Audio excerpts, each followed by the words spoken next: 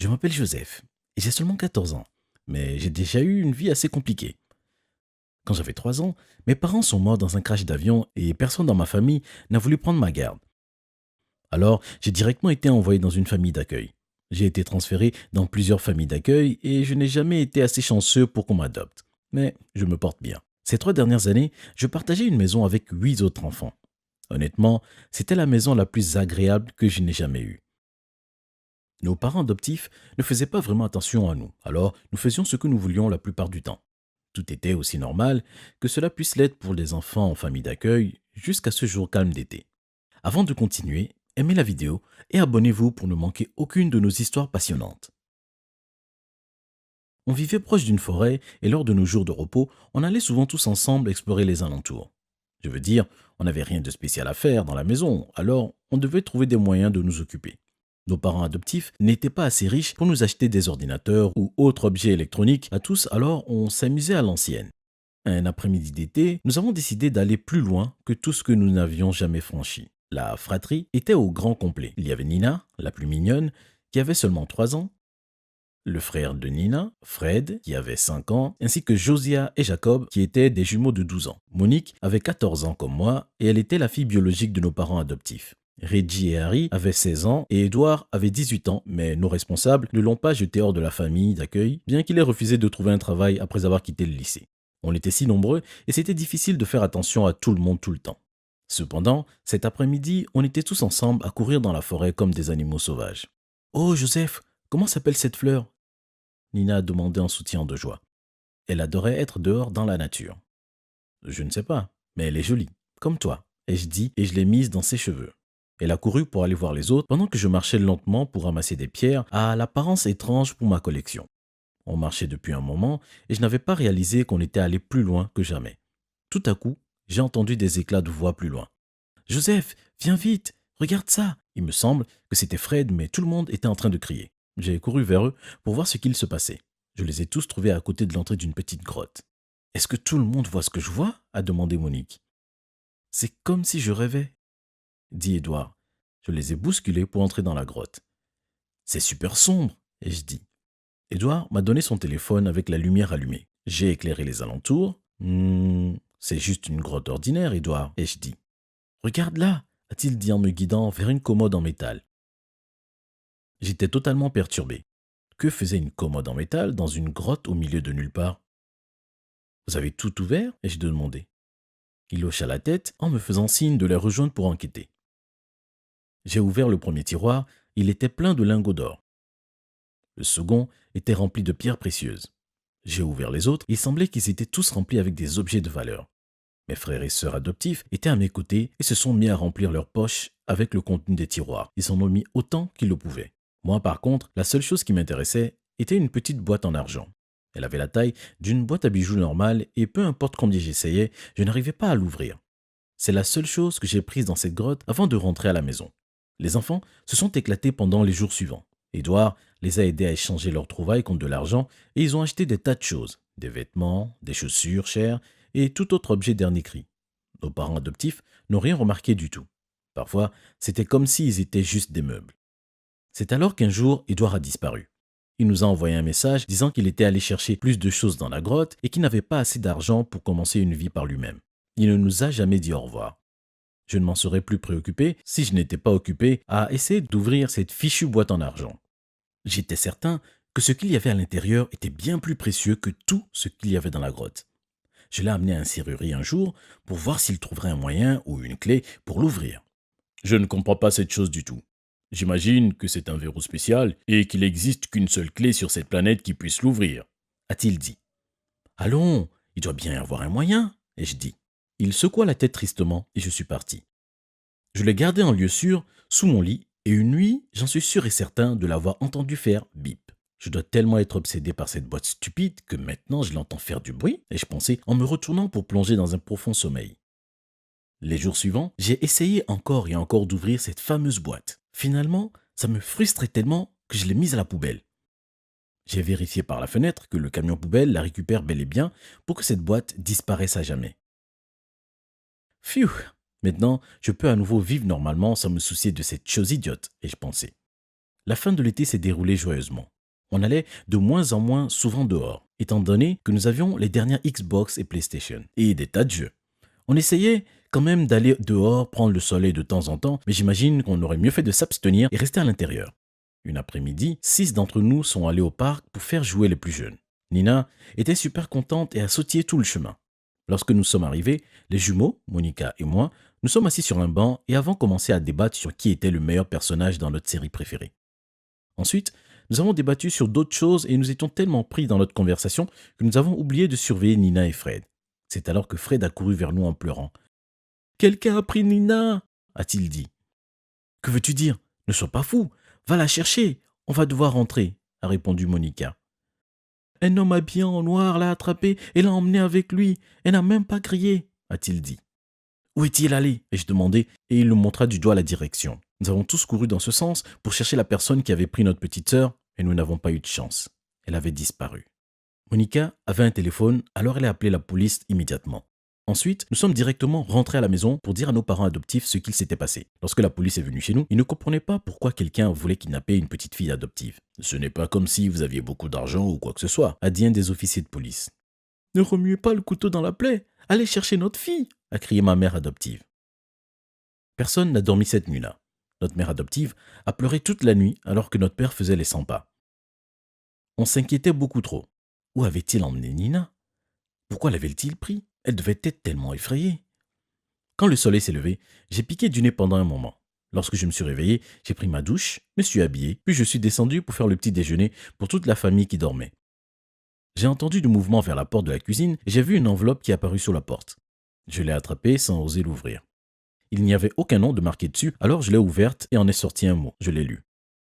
Joseph, si tu veux revoir ta sœur en vie, rejoins-moi devant la poste et rencontre-moi là-bas à 14h demain. J'étais confus et horrifié. Comment pouvait-il savoir que c'était moi dans la cuisine? Ce jour fut le jour le plus stressant de ma vie, car la police ne donnait aucune nouvelle et n'eut aucune chance dans les recherches de Nina. Je n'ai pas parlé de la lettre à la police, car j'ai pensé que ça foirait le plan et que Nina pourrait être mise en danger. Alors j'ai préféré garder tout ça secret et je suis allé attendre en face de la poste le lendemain. Alors que j'attendais les mains moites et le cœur battant, une grosse voiture de luxe aux fenêtres teintées s'est arrêtée face à moi. La vitre s'est baissée et le conducteur m'a indiqué de monter à l'arrière. J'étais terrifié, mais je suis quand même rentré dedans. Bonjour, Joseph, dit une femme magnifique assise à côté de moi. Immédiatement, ma peur s'essouffle car elle était bien trop belle pour être réelle. J'ai cru comprendre que tu avais trouvé la planque où ma famille a caché sa richesse. Ça ne me dérange pas que tes frères et sœurs adoptifs aient pris mes affaires. C'est acceptable. Vous méritez bien ça, après avoir vécu comme des enfants pauvres et abandonnés pendant tant de temps.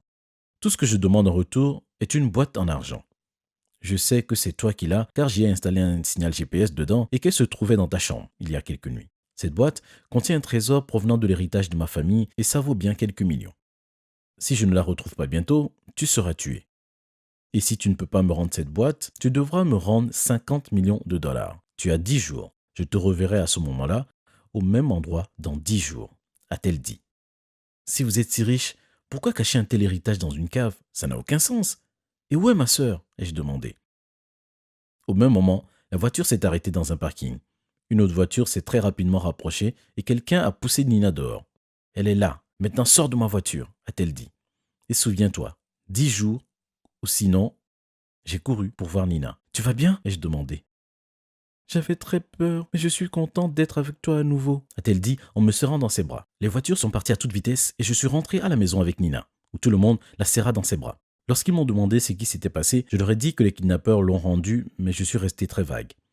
J'étais terrifié. Je n'avais pas d'argent et je m'étais débarrassé de la boîte. Comment allais-je devenir millionnaire en 10 jours? Je devais travailler très rapidement. Au début, j'ai fait des petits travaux pour mes voisins, comme tondre la pelouse ou désherber le jardin. Mais en 5 jours, j'avais seulement amassé 150 dollars. Je me suis rendu compte qu'avec seulement 5 jours restants, je devais faire quelque chose rapidement. Frauder, ai-je pensé? C'est la seule façon. Je sais que c'était une idée stupide, mais j'étais désespéré et je pensais que je pouvais faire quelque chose d'illégal pour avoir de l'argent rapidement. J'ai créé de nombreux faux comptes et j'ai envoyé des emails et des messages à des personnes au hasard en leur disant qu'ils avaient gagné 1 million de dollars, mais qu'ils devaient envoyer 100 dollars avant de pouvoir les avoir. Vous savez, ce genre d'escroquerie classique. Cependant, j'ai réalisé que je ne pouvais pas continuer quand une dame nommée Sandra m'a envoyé ce message. Salut, je suis tellement content d'avoir gagné cet argent. Nous sommes à sec ces temps-ci et j'ai utilisé l'argent qu'il me restait de mes économies pour vous envoyer 100 $. Mon mari est atteint du cancer et je n'ai pas assez d'argent pour payer ses soins. J'ai perdu mon travail dernièrement et mon dalmatien de 11 ans est malade. Je suis si fauché que je ne peux pas l'emmener au vétérinaire. J'étais tellement déprimé. Merci beaucoup. C'est un miracle que je sois devenu millionnaire. Mon cœur s'est brisé. Cette femme n'avait vraiment rien et elle m'avait tout donné. Je ne pouvais pas me résoudre à rassembler tout cet argent en commettant de telles atrocités. Je n'étais pas comme ça. Je suis allé dans le salon et me suis assis. J'ai pris mon visage dans mes mains et je me suis jamais senti aussi mal. C'est alors que Nina est apparue dans la pièce. « Joseph, Joseph, tu es triste ?» a-t-elle dit. Je n'ai pas levé la tête. Elle a quitté la pièce puis elle est revenue. « Tiens, j'ai ce joli jouet qui peut te rendre heureux. Je l'ai trouvé dans la poubelle la dernière fois, s'est-elle exclamée. J'ai levé ma tête et elle était là. Nina tenait entre ses mains la boîte en argent. « Je ne savais pas que tu l'avais prise dans la poubelle, me suis-je écrié. « Oui, je l'ai cachée dans ma chambre. Tu es heureux maintenant, oui ?» a-t-elle dit en me faisant un câlin. Je ne pouvais pas y croire. Cette petite fille venait de me sauver la vie. À la fin du compte à rebours de 10 jours, je pouvais rendre la boîte à la belle dame qui m'a juste souri et hocha la tête. Après cette expérience complètement folle, je me suis juré de toujours protéger Nina. Je vais faire de mon mieux pour qu'on ne soit jamais séparés et placés dans des familles différentes. Je suis arrivée à être la capitaine de l'équipe de Pom Pom Girl lors de ma première année à l'université, ce qui était déjà beaucoup pour moi. Et cela m'a ouvert de nombreuses opportunités de me faire de nouvelles amies, de gagner en popularité et même de voyager. J'avais toujours imaginé une vie parfaite et c'était exactement ce que j'avais obtenu. J'étais assez attirante selon les normes de la société. J'étais très populaire à l'université et tout le monde était gentil avec moi. Alors j'aimais croire qu'ils m'aimaient bien. Et ne commençons même pas avec les garçons. C'était comme si la plupart des gars de cette université attendaient derrière moi, en espérant que je romprais avec mon petit ami. Mais avant de continuer cette vidéo, abonnez-vous et activez les notifications. Et vous serez la personne la plus populaire de votre quartier. Croyez-moi, ça marche vraiment. Mais cela n'allait jamais arriver car mon petit ami était le meilleur de tous. Il était beau, athlétique et faisait partie de l'équipe de football universitaire. Il était un peu stupide, je suis d'accord, mais il était très gentil. Et je l'aimais de tout mon cœur. Ensuite, j'ai eu l'équipe de Pom Pom Girl, incroyable, qui étaient aussi mes amis les plus proches. Et j'étais plutôt bonne en cours. C'est pourquoi mes années à l'université étaient super. C'était similaire à ma vie à la maison. J'avais mon propre appartement. Et mes parents étaient de riches entrepreneurs, donc je n'avais pas besoin de beaucoup travailler. Et j'avais un frère jumeau qui était aussi mon meilleur ami. Nous savions tout sur l'autre et n'avions aucun secret entre nous. Ma vie était donc magnifiquement parfaite. Et honnêtement, je n'aurais pas pu demander quelque chose de plus ou quelque chose de différent. J'étais reconnaissante pour tout ce que j'avais et pour toutes les personnes importantes que j'avais dans la vie. Cependant, la perfection ne dure jamais. Et j'en suis venue à m'en rendre compte et à en faire l'expérience d'une manière très amère. En fait, je pensais même que la vie m'était cruelle après une si longue et belle période de perfection. Ainsi, la réalisation a commencé un jour précis qui a été l'un des jours les plus importants de ma vie. C'était l'un des jours de match contre notre université rivale et nous avions donné toute notre énergie, tout notre cœur et toute notre âme pour préparer les meilleurs encouragements envers notre équipe de football. Nous avions voyagé dans de nombreux endroits et universités pour les encourager, mais ce match précis était important car c'était le plus grand événement auquel nous ayons jamais joué avec des célébrités sportives célèbres. Nous avions préparé 3 routines d'encouragement, chacune de 2 minutes. Parce que nous nous sommes engagés à renforcer la confiance et les performances de notre équipe de football et en tant que capitaine, ce fut un grand moment pour moi. J'ai alors dit à mon équipe « Ok, vous toutes, commencez à vous échauffer !» Et je suis allée accompagner mon petit ami sur le terrain de football car il allait jouer le match. Avant d'entrer sur le terrain, je l'ai embrassé pour lui souhaiter bonne chance. J'ai alors dit « Tu vas bien jouer !» Puis il m'a répondu « Tu vas faire mieux que moi !» avant de courir sur le terrain avec ses coéquipiers. Je suis également retournée à ma place et j'ai commencé à m'échauffer et à me préparer pour le spectacle. Puis le match de football a commencé et peu de temps après, il était également temps pour moi de commencer les encouragements. Nous avons donc d'abord créé une formation en V pour commencer et j'étais sur le point de crier les premiers encouragements. Mais j'ai soudainement commencé à me sentir faible et étourdie. Mes pieds ont commencé à trembler et je me suis effondrée sur le sol. De toute évidence, je n'avais aucune idée de ce qui s'était passé après être tombée. Mais je me suis suis réveillée quelques minutes plus tard pour découvrir que c'était déjà terminé et que tout le monde était inquiet à mon sujet. L'infirmière de l'université m'a alors demandé dès que je me suis levée « Comment allez-vous ?» Et j'ai répondu « Je me sens toujours faible » et elle m'a suggéré de me rendre immédiatement à l'hôpital. Je savais que dans ces conditions, je ne pourrais pas me produire lors des 2 prochaines performances. Alors j'ai pensé qu'aller à l'hôpital était le meilleur choix. Une de mes amies de l'équipe a dit « Laisse-nous t'accompagner » alors que j'allais partir, mais j'ai insisté pour qu'elle reste, car notre équipe manquait déjà d'une personne. Mon petit ami était également sur le terrain, et il n'avait aucune idée de ce qui se passait. Alors j'ai pensé que la meilleure chose à faire était de ne rien lui dire, pour le moment, car ce n'était pas grand-chose, et que je pouvais très bien aller seule à l'hôpital. J'aurais certainement pu appeler mes parents ou mon frère, mais je me suis souvenu qu'ils m'avaient dit qu'ils avaient des affaires importantes l'autre jour, et que mon frère avait un examen important. Donc je ne voulais pas les déranger non plus. Après être arrivée à l'hôpital, j'ai rencontré le médecin et il m'a fait passer plusieurs tests, comme des analyses de sang, des radiographies et un examen du corps entier. Quand le médecin a enfin fini de m'examiner à fond, il a fait une tête comme s'il avait vu un fantôme. Il a même appelé un autre médecin et il lui a demandé de vérifier les rapports et elle a fait la même tête. J'étais tellement inquiète car je n'avais aucune idée de ce qui se passait. J'ai alors demandé « Est-ce si mauvais, docteur ?» Puis il laissa échapper un long soupir et demanda d'abord si quelqu'un était avec moi. Alors je leur ai dit qu'il n'y avait personne et alors seulement il a répondu à ma question. Alors il a dit d'un ton sérieux « Vos organes vitaux se détériorent rapidement et si ça continue à ce rythme, vous pourriez ne pas avoir plus de 5 jours à vivre. » J'ai été profondément choquée après avoir entendu cela, mais le médecin a continué à parler et il a ajouté « Je suis vraiment désolée de vous le dire, mais il n'y a pas de remède pour votre maladie. Nous pouvons simplement vous donner des médicaments pour soulager votre douleur. » Il m'a également dit que je pouvais choisir entre être admise à l'hôpital pour le reste de mes jours ou sortir et vivre librement, et que cela dépendait entièrement de mon choix, car l'hôpital n'allait pas faire de différence, même si j'y restais. J'ai donc fait mon choix. J'ai décidé de ne pas rester à l'hôpital et d'y passer mes 5 jours précieux. Pour cela, j'ai également décidé de ne rien dire à mes parents ou à qui que ce soit d'autre et de garder cela secret, car je savais que s'ils savaient, ils m'admettraient à coup sûr à l'hôpital dans l'espoir de trouver un remède. Je n'ai pas pleuré, ni paniqué sur le fait que j'allais partir trop tôt. Je suis juste restée calme et je suis rentrée chez moi comme si de rien n'était. Pendant ce temps, j'ai également envoyé un texto à mon petit ami et à mes amis pour leur dire que j'allais bien et que j'avais juste un petit moment de faiblesse, car je n'avais pas bien mangé ces derniers jours. Le lendemain, j'ai décidé de sortir avec mes amis les plus proches, alias mon équipe de Pom Pom Girl, et de passer le reste de la journée avec elles. Nous avons fait toutes les activités amusantes que nous avions l'habitude de faire, comme prendre un brunch, aller au spa, se faire les ongles et se faire masser. C'était dans l'ensemble une journée de détente et une journée de bien dépensée. Je n'ai choisi aucune activité aventureuse à faire avec elle, car mon corps était un peu faible pour ça. Après être retournée à mon appartement, j'ai allumé des bougies et j'ai fait de la méditation dans l'espoir que mon corps guérisse. Même si je savais ce que le médecin avait dit, je croyais toujours qu'un miracle se produirait, que je guérirais et que j'allais vivre.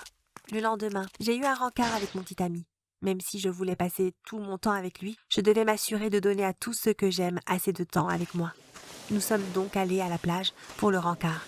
C'était notre lieu préféré, car notre tout premier rencard avait également été sur la plage. Nous nous sommes assis là, à parler jusque tard dans la soirée, et nous sommes retournés à mon appartement, après avoir regardé le coucher du soleil. Après son retour, il a cuisiné pour moi mes raviolis aux champignons préférés.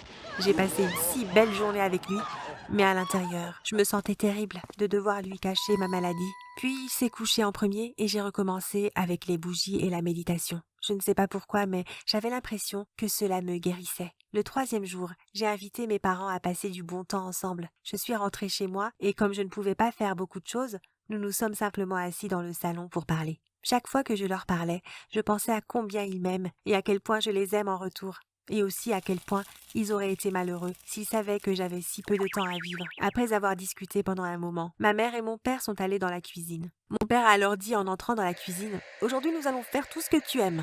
J'espère que tu as faim. » Pendant qu'il cuisinait, j'ai parcouru certains films pour choisir ceux que nous allions regarder. Le Hobbit et Le Seigneur des Anneaux étaient nos favoris, mais ils étaient longs, alors j'ai choisi The Shawshank Redemption, car c'était notre 2e préféré. Peu de temps après, ils avaient tout préparé. Mon petit ami et mon frère étaient également arrivés. Nous avons donc apporté nos assiettes pleines dans le salon, mis le film et passé notre journée comme ça à rien faire, mais simplement à passer du bon temps en famille. Le 4e jour est ensuite arrivé et j'avais décidé de le passer avec mon frère jumeau. Nous avons installé un pique-nique sous l'arbre au bord du lac. Nous avons apporté de la nourriture pour le pique-nique et des jeux de société comme nous le faisions depuis que nous étions enfants. Nous avons passé notre temps à parler et à rattraper notre retard mutuel. Je voulais surtout m'assurer qu'il était content de sa vie. Alors je lui ai posé des questions sur son université et pourquoi il n'avait pas encore de petite amie. Il m'a alors répondu « J'aurai une petite amie quand je trouverai la bonne personne ». Et il a ajouté que tout allait bien à l'université. J'en étais très contente et tout allait bien, mais il m'a soudain posé des questions sur ma vie et si j'étais heureuse. C'est avec lui et à ce moment-là que je me suis sentie le plus mal à l'idée de garder ma maladie secrète, parce que nous nous étions toujours tout dit et qu'il n'y avait pas un seul secret entre nous, sauf celui-là. J'étais tellement émue à cause de ça que j'ai commencé à pleurer comme un bébé au milieu de la conversation. Il a dû immédiatement comprendre que quelque chose n'allait pas. Alors il m'a serré dans ses bras et m'a demandé si je traversais quelque chose de douloureux sans lui dire. Je suis très heureuse, tout en gardant mon secret. Puis le 5e jour est arrivé, le dernier jour supposé de ma vie. Ce jour-là, j'ai invité toutes mes amies chez moi pour une sorte de petit déjeuner. Mes parents, mon petit ami et mon frère étaient déjà là. La journée pour moi a été douce, amère.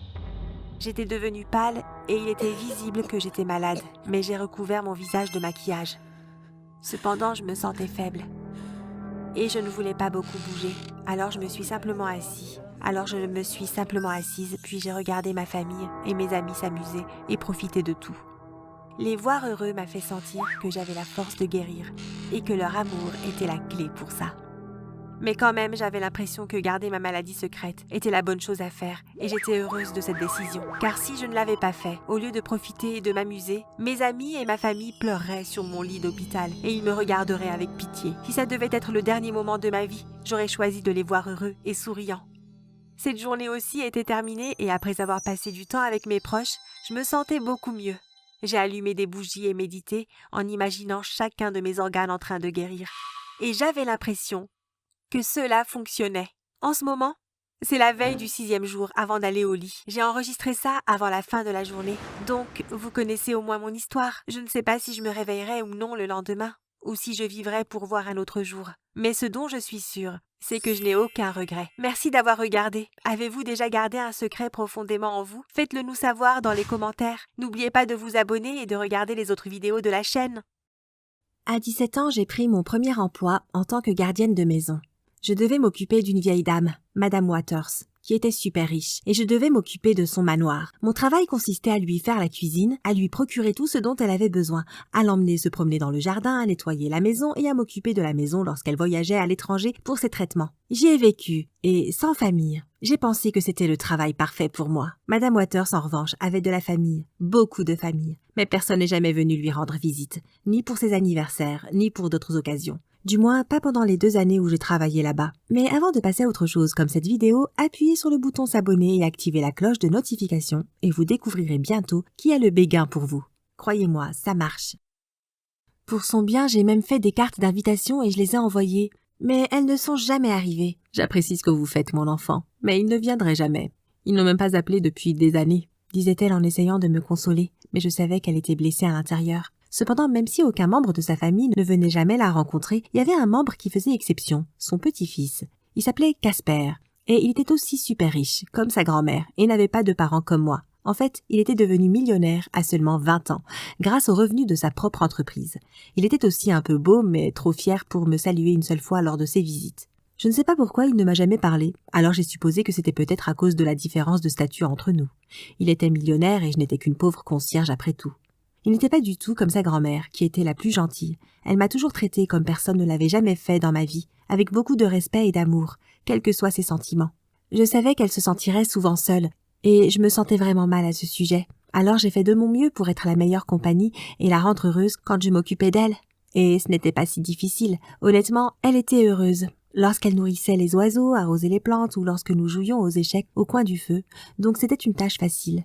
Mais elle vieillissait de jour en jour et à cause de cela, elle tombait le plus souvent malade. Je n'étais qu'une gardienne et non une infirmière. Elle devait donc faire des visites et des séjours à l'hôpital plus souvent. Elle aurait pu facilement engager une infirmière à domicile, mais elle ne voulait pas le faire, car cela signifiait qu'elle n'aurait plus besoin de moi. « J'aime t'avoir dans le coin », disait-elle quand j'abordais le sujet. Mais un jour, quelque chose d'inattendu s'est produit. Sa famille a débarqué de nulle part, sans aucun appel ni invitation. Le fils de Madame Waters, l'oncle de Casper, m'a alors licencié de mon travail pendant qu'elle était admise à l'hôpital. « Vous n'êtes d'aucune utilité, vous n'êtes même pas une infirmière. Nous allons vivre ici avec elle, et vous pourrez suivre votre propre chemin. » a-t-il dit, et il m'a dit de partir si vite que je n'ai même pas eu la chance de dire au revoir à Madame Waters. Son fils, sa femme et ses enfants étaient si méchants. C'était triste, mais je n'étais qu'une travailleuse et je ne pouvais rien y faire puisqu'il s'agissait de sa famille, alors j'ai fait mes bagages et je suis partie. Après ça, ma vie est devenue vraiment différente. J'ai obtenu un appartement grâce au généreux salaire que j'avais économisé du temps où je travaillais chez Madame Waters. J'ai pris un emploi de jour et j'ai rejoint un collège pour le soir. Peu importe à quel point j'étais occupée, Madame Waters me manquait souvent. Elle était après tout une figure maternelle pour moi. Ce que je n'ai jamais eu puisque j'ai grandi dans un orphelinat. J'ai même appelé la maison plusieurs fois pour prendre de ses nouvelles, mais son méchant fils et sa belle-fille n'ont jamais voulu me laisser lui parler ou me donner des informations sur sa santé. Un jour, cependant, quand j'ai appelé, c'est elle qui a décroché. « Madame Waters, c'est Athéna !» ai-je dit d'un ton excité car j'étais heureuse de pouvoir enfin lui parler. « Je connais ta voix, mon enfant. » a-t-elle dit en faisant semblant d'être heureuse et en bonne santé, mais je savais par sa voix qu'elle était faible et souffrante. Cependant, elle ne me l'a pas avoué car elle savait que je ne pouvais rien y faire. Comme ça, nous avons parlé pendant une demi-heure et je lui ai raconté tout ce qui se passait dans ma vie, de l'université à mon travail, et elle était très heureuse pour moi. Mais après cela, il était temps de se dire au revoir et j'ai littéralement pleuré en raccrochant le téléphone. De plus, c'est la dernière fois que je lui ai parlé. Je me suis sentie un peu mieux après lui avoir parlé et j'ai pu me concentrer sur mon travail et mes études mieux qu'avant dans les jours qui ont suivi. Mais après cela, quelque chose de si choquant s'est produit dans ma vie que ma vie a été bouleversée. C'était un jour comme les autres et je venais de terminer mon service au travail. J'avais trop travaillé ce jour-là et à cause de cela, j'étais un peu en retard pour mes cours. J'ai donc décidé de prendre un raccourci à travers une ruelle silencieuse et abandonner ce jour-là, et de ne pas prendre mon chemin habituel. C'était un endroit effrayant, même en plein jour. Alors je n'ai jamais pris ce chemin, mais ce jour-là, je n'avais pas le choix. J'ai donc marché très vite en passant par là. Et plutôt que je ne l'avais pensé, je me suis approchée du bout de la ruelle. J'étais tellement soulagée de savoir que j'allais bientôt sortir de là. Mais j'ai réalisé plus tard que j'avais décidé de me sentir soulagée un peu trop tôt, car tout a changé en un rien de temps. Quand je suis enfin sortie de la ruelle, un homme masqué m'attendait dehors avec sa camionnette qui bloquait ma sortie. Dès qu'il m'a vue, il m'a poussée à l'intérieur du van, m'a attrapée, m'a scotché la bouche et m'a attaché les jambes et les mains. Sa prise était si forte que je n'ai rien pu faire et tout s'est passé si vite que je n'ai même pas eu l'occasion de crier à l'aide. Et même si j'avais crié, cela n'aurait rien changé car il n'y avait pas une seule personne dehors. Après m'avoir attachée, il est allé devant le van et a commencé à conduire. Pendant ce temps, j'essayais de me débattre pour me libérer des cordes et de la bande. « Arrête de te débattre, ça ne va pas s'enlever », a dit l'homme, mais je n'allais pas m'arrêter. J'ai continué à bouger et à lutter, mais au bout d'un moment, je me suis fatiguée et je me suis endormie sur place. Je me suis réveillée un peu plus tard pour me retrouver hors du van. Cependant, l'endroit où je me trouvais n'était pas celui que j'avais reconnu. C'était étrange, mais ce n'était pas un endroit effrayant où les kidnappeurs enlèvent les gens comme on le voit dans les films. C'était une bonne chambre avec un lit, joliment fait, une table avec une bouteille d'eau dessus, un canapé et une chaise à laquelle j'étais attachée. Oui, mes mains et mes jambes étaient toujours attachées, mais ma bouche n'était pas scotchée comme avant.